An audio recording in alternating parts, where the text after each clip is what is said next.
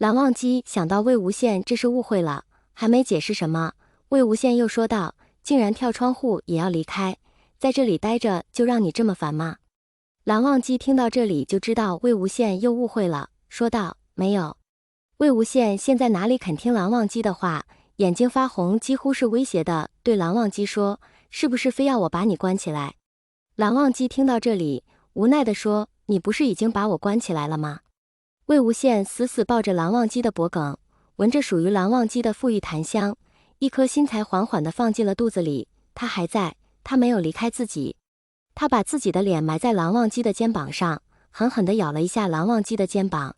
蓝忘机轻声嘶了一声，却也没阻止。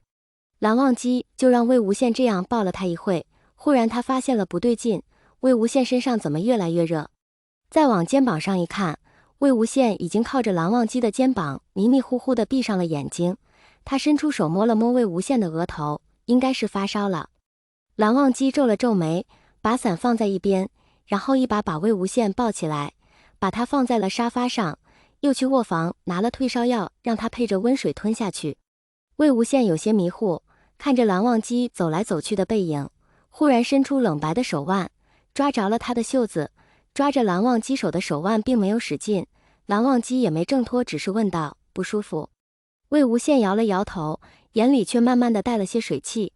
蓝忘机又问道：“那怎么了？头疼？”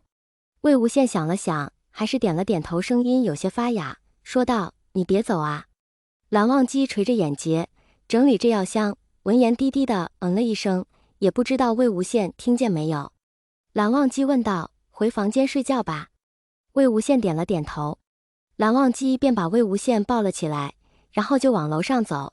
刚要进魏无羡的房间时，怀里的人就开始抗议了：“我想去你房间睡觉。”蓝忘机停了一会，却还是把魏无羡带到了自己的房间，放在床上，然后细心的盖上被子。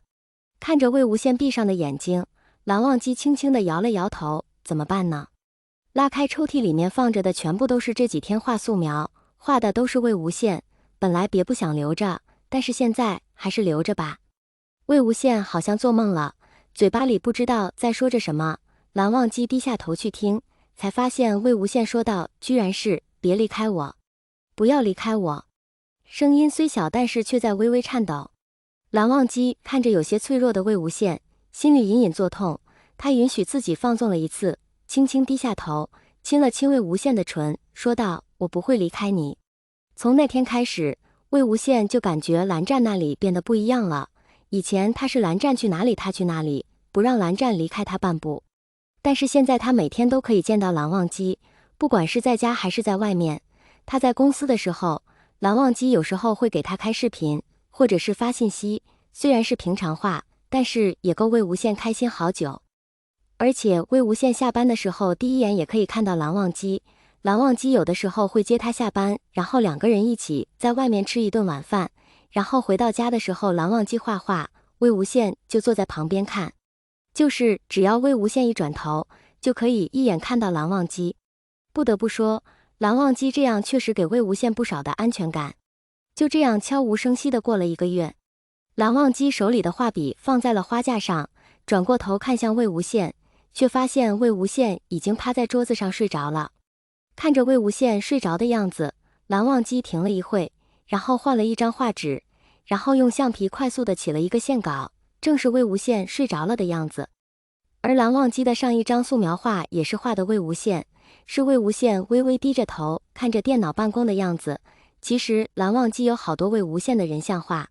递起好了线稿，蓝忘机就走过去把魏无羡抱了起来，放到了床上，轻轻的给他盖上被子，然后自己转身把画画完。时间慢慢过去，等蓝忘机落下最后一笔的时候，魏无羡依然睡得香甜，最近他的睡眠质量好像好了不少。蓝忘机看着自己的画，心想这样的关系其实也不错。第二天早上的时候，魏无羡就准备要去公司。本来魏无羡其实并不用去公司，因为他的公司有温宁来照看，但是一些大型的应酬，魏无羡还是要去的。于是魏无羡早上出门的时候便和蓝忘机说道：“蓝湛，我今天有应酬，晚上就不回来了，你不用等我了。”蓝忘机点了点头。魏无羡笑着在蓝忘机的唇上亲了一口，笑眯眯地说：“这是早安吻。”说完便离开了。